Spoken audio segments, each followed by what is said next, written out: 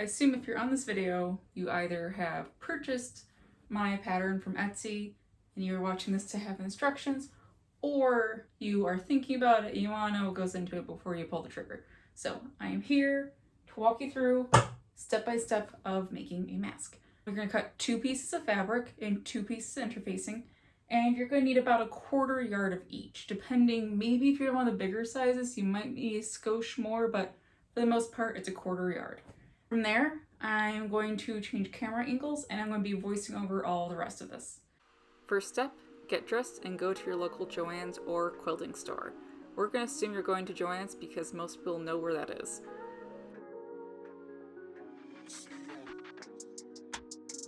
Once you get to Joann's, you're going to want to go to the quilting section for fabric because that's the kind of fabric you're going to need. Do not use a t-shirt knit, do not use fleece, only quilting fabric or possibly flannel if you want, but flannel tends to shrink. For interfacing, you're going to look at the rack and you're going to go to the pink label section, which is apparel. Feel out your different interfacings. You'll see one with little tiny dots and you'll feel the little bumps on the dots. That's the one you want. That is fusible interfacing, and it'll fuse to the fabric, which makes it so good for filtering. If you're cutting on a Cricut, you're going to want the long pink mat, not the short pink one. The short pink mat isn't long enough for the Cricut pattern that I have made. For elastic, you either want the 1/4 inch elastic or the nylon stuff. It's up to you. Once you leave the store, disinfect your hands. The place is disgusting. We're in a pandemic. Wash your fabrics and your reusable face covering if you were using a reusable kind. I always throw a color catcher in there for good measure, just in case one of the fabrics bleed and dye the other fabrics. It prevents that from happening. Once you've washed your fabric, chuck it in the dryer, both washer and dryer, no fancy setting, just whatever you feel like. For your Cricut, you're gonna want to use the rotary blade. I have heard people use the X-Acto blade. I have not heard good results with it, and everyone recommends using the rotary blade, including Cricut themselves. Turn on your Cricut, hop on your computer, and pull up the pattern of choice you're using. For my husband here, I'm using the size 8 pattern. Once you click everything's okie dokie, you're gonna want to select cotton fabric and less pressure. I have cut through 4 cutting masks, but I've also cut hundreds, if not thousands of masks, so they've been through the ringer. When you're cutting your fabric, make sure you cut 2 pieces of fabric and 2 pieces of interfacing, because this is a 4-layer mask in that. Put your fabric pretty side up on the cutting mat. Make sure you put the protective plastic off so it's all sticky now. If you're wondering what dimensions to cut down the fabric for the cutting mat, I have the dimensions listed below in the description box. The piece of fabric I'm using here is actually bigger than necessary. It's just a scrap I had that was the right size for a mask, so I just used it. Once you've cut out your fabric, you are going to make sure your iron is plugged in and heating up. Once you've plugged in your iron, you're going to come back over to the cutting mat with your interfacing. You're going to want to make sure the interfacing's dot side is facing up.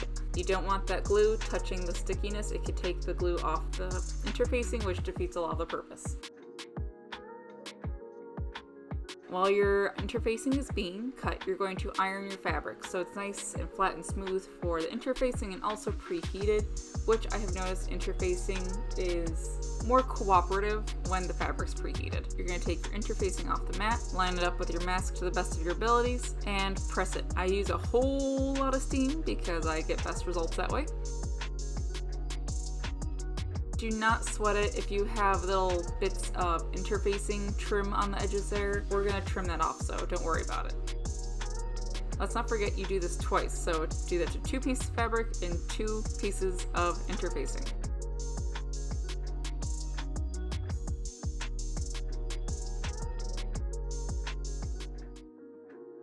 Alright, now that you've cut your excess interfacing off, you're going to use your lovely clear ruler. This is one of my ride or die tools. You are going to mark a 1/4 inch seam allowance around most of the mask, but not around all of the edges of the mask.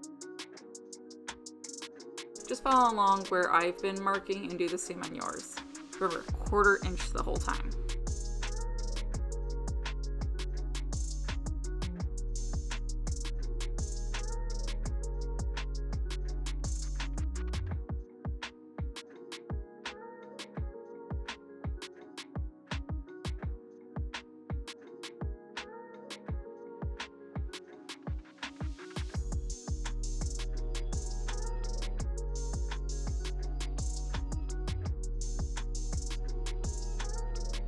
Once you finish marking 1/4 inch seam allowance around the whole thing, you are going to fold the mask in half, pretty sides together, and sew along the curve. You're going to want backstitch at the beginning and end. You're going to follow that little pencil mark you made as your little trail or path for your needle to follow. Once you've done that, do it to the other half of your mask as well. Do the pencil marking for seam allowance and the sewing along the curve.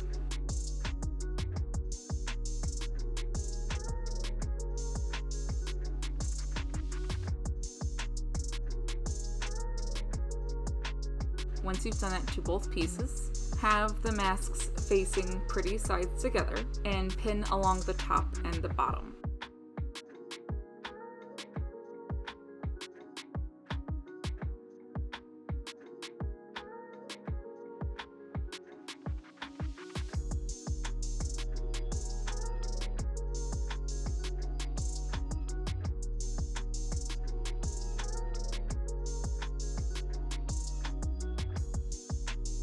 Once you pin along the top and the bottom, sew along the top and bottom where, once again, your pencil mark is. You're going to want backstitch at the beginning and end so it doesn't fall apart. You want that reinforcement so stitching doesn't pop.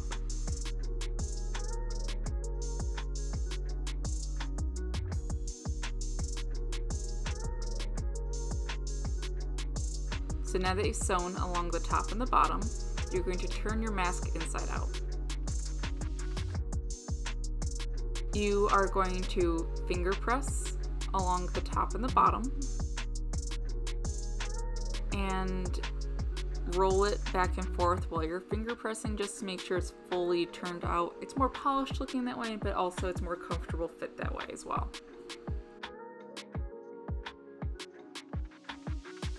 You are going to press those raw ends.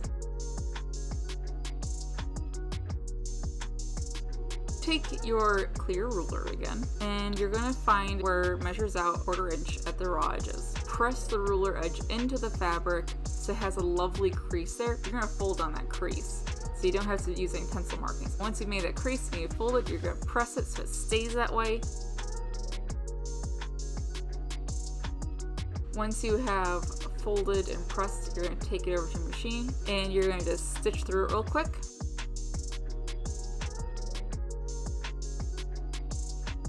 Once you've done that, you're going to take it back to the ironing board. You're going to press 5/8 of an inch into the fabric, fold it, press it. Take it back to the machine and you're going to stitch it along where you stitched last time, but this time you're going to backstitch for the beginning and end to make sure your mask doesn't pop apart, because that's where a lot of the pressure and tension is going to be pulling on.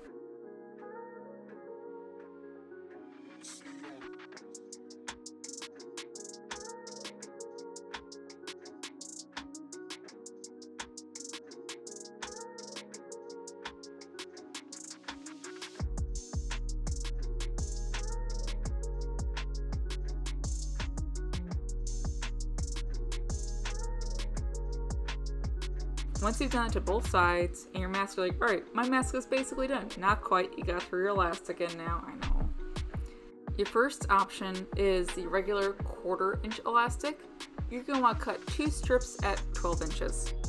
Once you've cut your 2 12-inch strips, you are going to take a safety pin and feed them through those little tubes you've made. The smaller the safety pin, the better.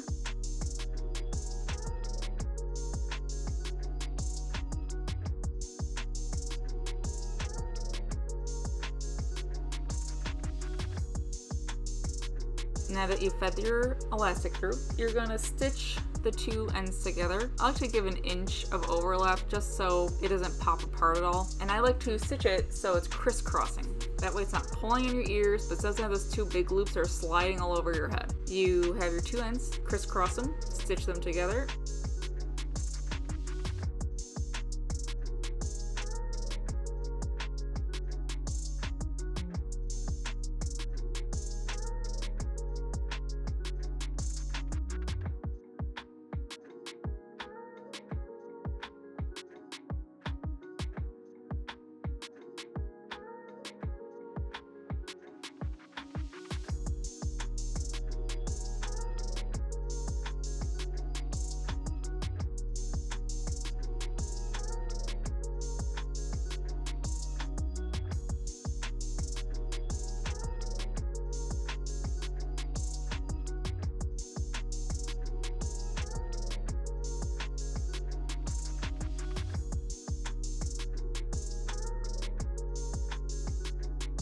And you're done for that version.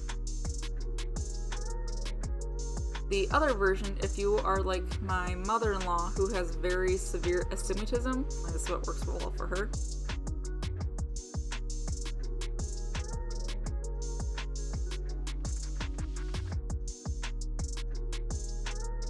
So for ear loops, you are going to take the nylon type in these little rubber tubes. You're gonna have this little hook thing doodad I have. It's actually from my knitting kit. I use it for beading, but in this case, this is what I got on hand to use for this. First, you're gonna take a safety pin again, feed the nylon through the tubes. Once that's done, you're gonna take this little handy dandy hook tool I have, and you're gonna slide the little rubber bit over the hook part, so it's down at the bottom. Now you're gonna take your elastic nylon tails and put it in the hook, fold that little hinge thing over it, and pull the tube over it. So now both pieces of elastic has been fed through the tube. I always tie off the ends just so it doesn't slide off by chance, and you do that on both sides, and that's how you have your ear loop version of the mask.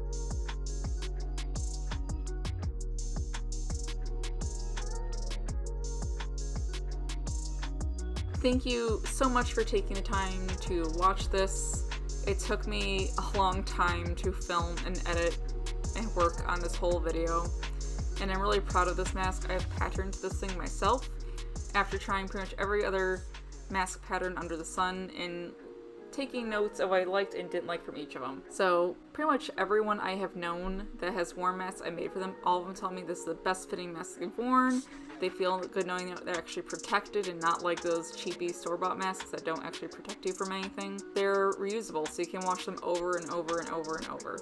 Thank you so much for supporting my Etsy and my YouTube channel. I'm working really hard on both of these things. And I'm sorry a lot of you had to wait so long for this tutorial. As many of you may or may not know, I have anywhere between 40 and 60 orders at a time, and that's not per mask, that's per person, so that could be up to 10 masks per person. I'm a one-person army. I recently have gotten my friend Taylor to help with sewing, but even then, I'm doing, all of this by myself, so I'm doing the best I can, and I will be listing actual masks for sale on Etsy. I just know a lot of people have been asking for tutorial and pattern for sale as well. So here you go. I hope you liked it. Thank you for supporting me. If you like this video, please like, subscribe, hit the bell, all that jazz. And I hope to see you in my next one. Bye.